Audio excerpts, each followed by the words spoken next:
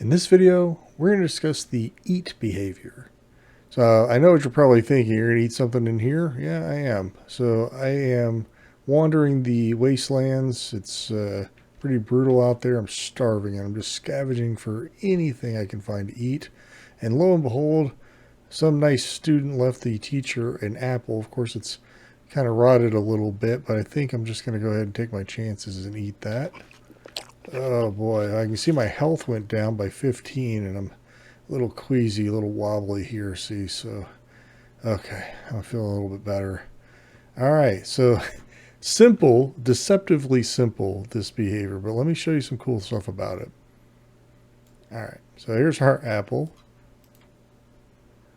And here's our behavior. So there's a lot of properties on this behavior. Take a look at this. So let me just step through them from the top, and I'll point out some nuances that you're going to need to know if you're going to use this. So starts out simple, prompt text, just what is it going to say when I get within range of the items? Is, press E to consume. So I pressed E. The quantity is just how much of whatever it is it's going to affect is it going to affect, which we'll get to in just a moment. But the quantity has to do with its effect. And then the pickup range is how close do I need to be in order to pick up the object or to eat it or interact with it. Then we have the effect itself. So in my case, I had it deducting points. So you could imagine rotten food would deduct health points. Maybe food, like good food, would increase health points. So it's up to you. It doesn't have to be health points. I chose health points just because it was an easy number. It was an easy out of the box variable that I could use that was already on my screen. It's just simple for me. But it could be anything. It could be any variable that you have, any variable that you've declared, you can put there, and then it'll either add to or deduct that quantity whenever it is you consume this item. So maybe it's score or something like that. Who knows? Then you have the poisoning effect checkbox. So that little wobble that we saw after I ate it, that's what that was. So you see me wobble for a little while, and the length of that wobble is going to depend on how much quantity is set, right? So this is a little tricky to gauge because I couldn't quite pin it down to a specific number of seconds or anything like that.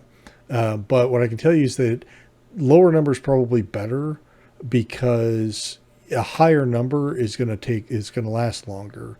And so this is going to require some play testing on your part to make sure that you're, dialing in exactly the way you want it to be and it feels good for the game that you're trying to make. The only other thing I'll point out, and I didn't know this, and Necrom had to correct me on this, is that you really want to make sure that always active is checked for your item, because most people are not going to stick around where they picked up and ate the apple. They're just going to pick it up, eat it, and wander around. But the problem is if you get away from this apple, from where this apple was, then it's no longer active because it doesn't detect you within its range. And then whatever it's set your values to is now pretty much permanent, right? Because there's nothing going to counter it. You've turned on a wobble, but you've got nothing turning it back off. And I'll show you why that is. It's pretty neat. So there's also respawning. So there's a tick box here for respawning. That's set for 1 minute. So these are in minutes. And in a minute, if I waited that long, that apple would reappear. So what's really happening under the hood is that apple's never left. That it sat there, it went invisible for a minute, and then it comes back again, right? And so that's why always active is really necessary in this case, because it goes away from the player's perspective. It's gone. You've consumed it, but it's not really gone. It's there. It's just invisible. And in a minute, it'll come back. Now, if you stood there for a minute and it came back, it might reset your wobble, but really you're better off just checking the box for always active. And that way, if the player wanders too far away from the source of the food, then it'll continue to monitor that effect and turn it off when it's necessary. So important piece of advice for that. The last things are just the sound. This is the sound you get when you eat it. This is the sound that you get when you're poisoned. So if you choose to use the poison effect, you don't have to. Maybe it's a good piece of food and you eat it and you consume and you get some health and maybe it's just yum and a belch or whatever you want to do. But that's it. That's the eat behavior. So if you enjoyed the video or if you learned anything new, I'd appreciate that you take a moment to click the like button down below. It really helps me out. If you're new here or if you just haven't subscribed yet, now's a great time to do so. I'd love to have you stick around.